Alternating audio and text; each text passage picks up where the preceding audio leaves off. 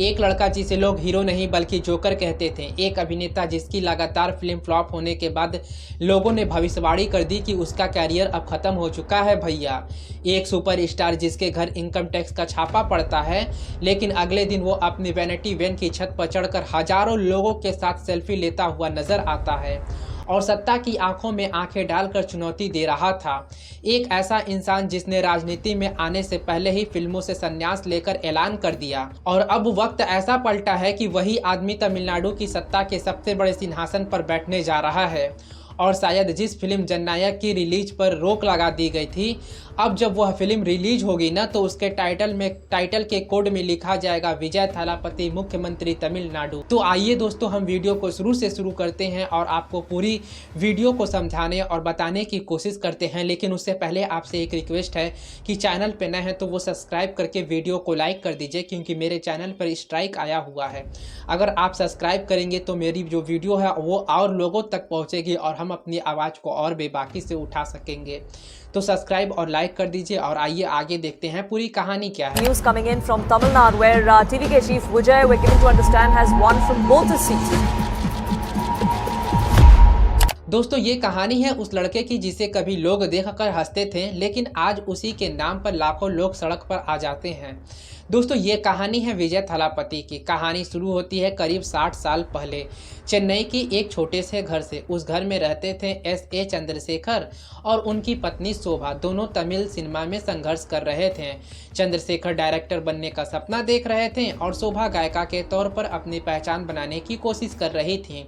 जिंदगी संघर्ष में से भरी हुई थी, पैसे की कमी थी, भविष्य धुंधला था। लेकिन फिर 22 जून 1974 को उनके घर एक बेटे का जन्म हुआ। नाम रखा गया विजय, जो उस टाइम किसी को ये अंदाजा नहीं था कि ये बच्चा आगे चल के तमिल की राजनीति और सिनेमा दोनों को सबसे बड़ा चेहरा बनने वाला है। घर में फिल्म का माहौल था, इसलिए विजय बचपन से ही कैमरा और स्टंट के बीच बड़े हुए थे। महज 10 साल की उम्र में उन्होंने पहली बार कैमरे के सामने एक्टिंग की और इसके बदले में उन्हें इनाम मिलता है सिर्फ 500 रुपये। परिवार जो था उनका वो खुश था, क्योंकि ज़िंदगी धीरे धीरे पटरी पर लौट रही थी। लेकिन तभी एक ऐसा हादसा हुआ जिसने पूरे परिवार को तोड़कर रख दिया।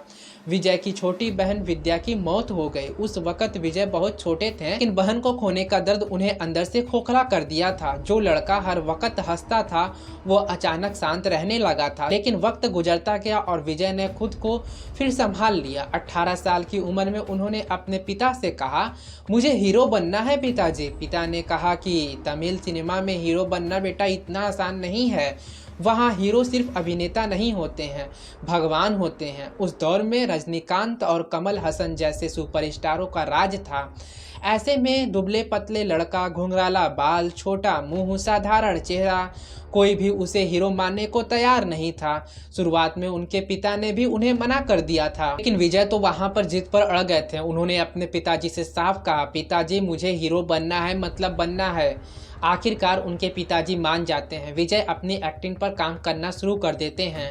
1992 में उनकी पहली फिल्म रिलीज होती है, लेकिन फिल्म रिलीज होते ही सब लोग उन पर टूट पड़ते हैं। किसी ने कहा भैया ये हीरो है क्या, किसी ने कहा भैया इससे अच्छा तो कॉमेडियन लगता है, किसी ने तो उन्हें साफ साफ जोकर कह दिया।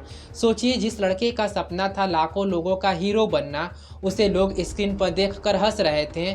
लेकिन यहीं से विजय बाकी लोगों से अलग साबित हुए। उन्होंने हार नहीं मानी, उन्होंने लोगों की बात सुन ली, समझने की कोशिश की जनता आखिरकार क्या चाहती है। उन्होंने तमिल सिनेमा के दर्शकों की पढ़ाई करना शुरू कर दी, मतलब गहराई से देखना शुरू कर दिया कि आखिरकार जो तमिल की दर्शक है वो देखना क्या चाहती है। और फिर 1996 में एक फिल्म आई, पूर्व उन्नाकगा। यही वो फिल्म थी जिसने विजय की ज़िंदगी बदल डाली। जी हाँ भैया, यही फिल्म विजय की ज़िंदगी बदल डाली थी। फिल्म में उन्होंने एक मासूम प्रेमी का किरदार निभाया था जो अपने प्यार के लिए सब कुछ कुर्बान कर देता है। उस दौर में रोमांटिक फिल्म का ट्रेंड चल रहा था, टूटे दिल वाले आशिक का ट्रेंड था और विजय ने उस दर्द को पर्दे पर उतार दिया। जनता रोई, जनता हंसी और पहली बार जनता ने विजय को अपना भी लिया था। अब वो सिर्फ डायरेक्टर का बेटा नहीं रह गए थे, वो खुद एक स्टार बन चुके थे। इसके बाद विजय ने लगातार रोमांटिक फिल्म की, कधुलुक्की, कुर्सी, इन फिल्मों ने उन्हें लड़कियों के बीच बेहद लोकप्रिय बना दिया। उनकी फैन फॉलोइंग तेजी से बढ़ने लगी, लेकिन विजय समझ चुके थे सिर्फ एक इमेज पर ज़्यादा दिन तक टिके रहना खतरनाक होता है। इसलिए उन्होंने खुद को फिर बदला। 2003 आया, विजय का लुक अब बदल चुका था, स्टाइल अब बदल चुका था, एटीट्यूड भी बदल चुका था। और फिर 2004 में रिलीज हुई गिल्ली। ये सिर्फ फिल्म नहीं थी, तमिल सिनेमा में एक तूफान था। थिएटर के बाहर भीड़ टूट रही थी, लोग टिकट के लिए लड़ाई कर रहे थे। विजय अब सिर्फ रोमांटिक हीरो नहीं थे, बल्कि वो मास हीरो बन चुके थे। तिरुपाची, शिवकाशी, पोकरी, एक के बाद एक ब्लॉकबस्टर फिल्म आने लगी। आलोचक कहते थे कि विजय कभी रिस्क नहीं लेते हैं, लेकिन विजय को फर्क थोड़ी ना पड़ता था, क्योंकि अब उन्हें पता चल चुका था कि जनता क्या देखना चाहती है।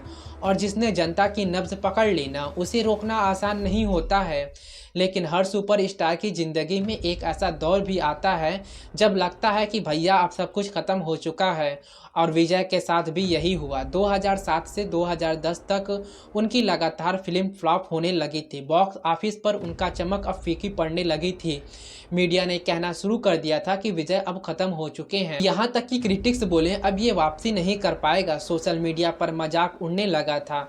कई लोगों ने यहाँ तक कह दिया कि विजय का दौर अब खत्म हो चुका है। लेकिन शायद वो लोग विजय को जानते कहाँ थे, क्योंकि ये वही लड़का था जिसे कभी लोग जोकर भी कहा करते थे और जिसका लोग मजाक भी उड़ाया करते थे। फिर आया साल 2012 और पर्दे पर रिलीज हुई फिल्म थूपाक्की। ये वो फिल्म थी जिसने विजय का किस्मत को पलटकर रख दिया था। लेकिन इस बार बदलाव सिर्फ फिल्मों में नहीं था, विजय खुद बदल चुके थे। अब वो सिस्टम पर सवाल उठा रहे थे। अब उनकी फिल्म में गरीबी की बात होने लगी थी, किसानों की बात होने लगी थी, भ्रष्टाचार के खिलाफ डायलॉग आने लगे थे।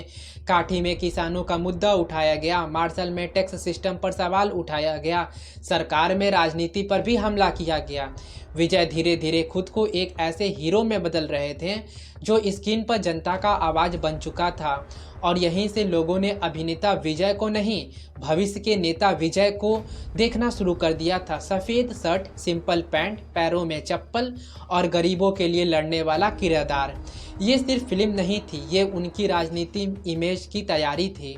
लेकिन राजनीति में रास्ता आसान नहीं होता है भैया। फिर 2013 में उनकी फिल्म थलाइवा रिलीज होने वाली थी। फिल्म का नाम ही ऐसा था जिसका मतलब था नेता। उस वक़्त तमिलनाडु में जयललिता की सरकार थी। अचानक फिल्म की रिलीज पर रोक लगा दी जाती है। थिएटर मालिक डर गए थे, माहौल तनावपूर्ण हो गया था। विजय मुख्यमंत्री से मिलना चाहते थे, लेकिन उन्हें मिलने तक नहीं दिया गया। उस दिन विजय को समझ आ गया था कि राजनीति में कदम रखने का मतलब सिर्फ तालियां नहीं होता है भैया, बल्कि टकराव भी होता है। और फिर आया 2017 का जलीकुट आंदोलन। तमिलनाडु की सड़कों पर लाखों लोग उतर आए थे, पूरा राज्य उबल रहा था। पहली बार विजय खुलकर जनता के साथ खड़े होते हुए नजर आए थे। ये सिर्फ समर्थन नहीं था, ये संकेत था कि विजय अब जनता के बीच अपनी राजनीतिक जमीन तैयार कर रहे हैं।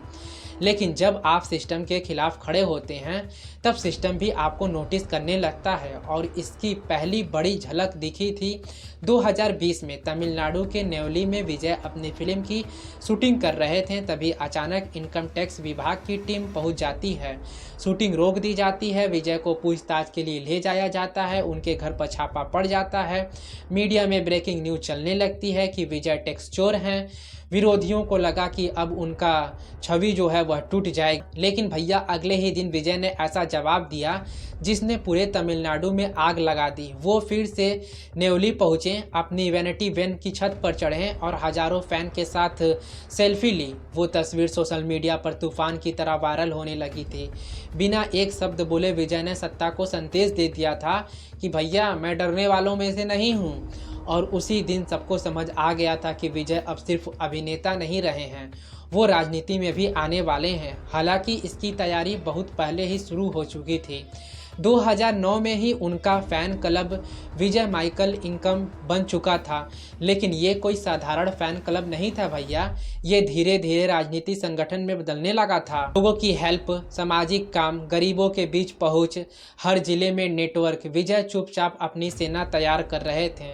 फिर आया 2021 का लोकल बॉडी चुनाव में उनके समर्थक ने हिस्सा लिया और कई जगह जीत भी हासिल किया। और फिर यहीं पर विजय का सॉफ्ट लॉन्चिंग भी हो गया।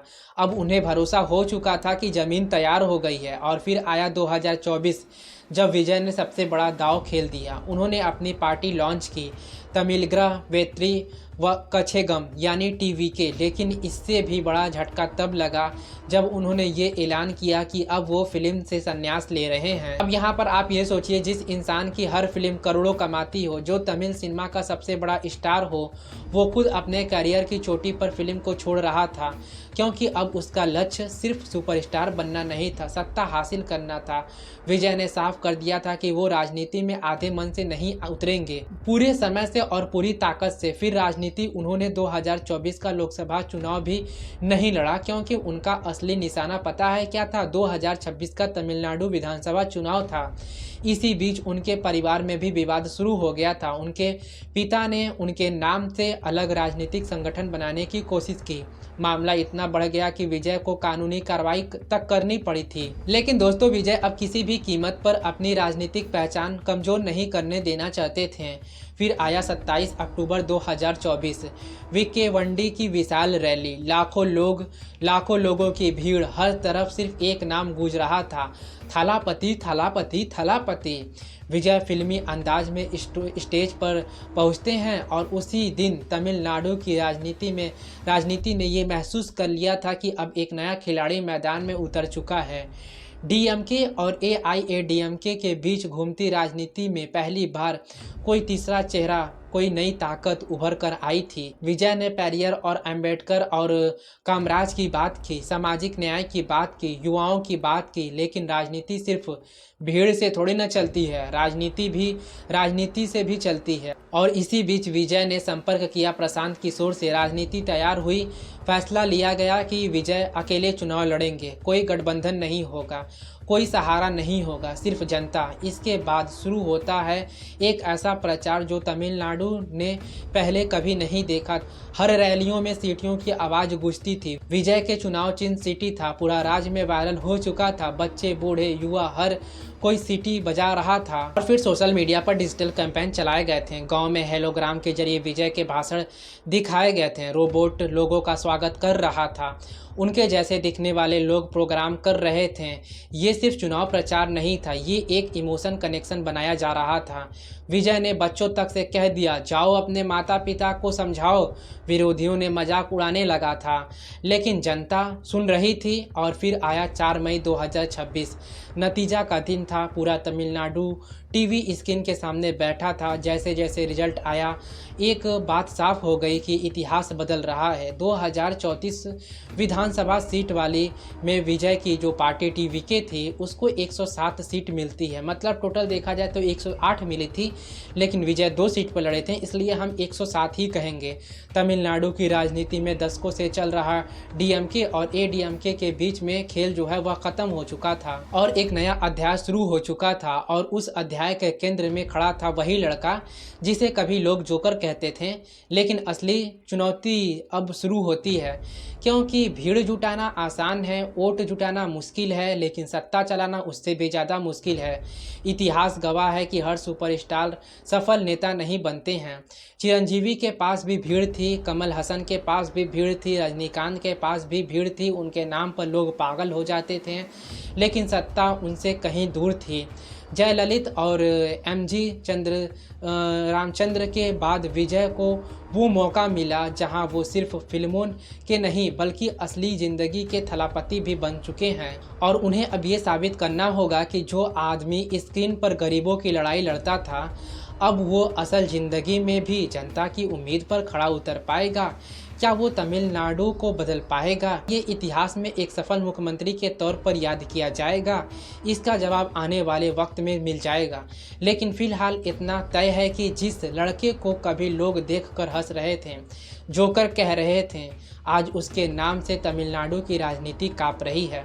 तो बस दोस्तों, अभी के लिए इतना ही। अगर आपको हमारी इन्फॉर्मेशन, हमारी वीडियो पसंद आई है तो चैनल को सब्सक्राइब, वीडियो को लाइक ज़रूर कर दीजिएगा।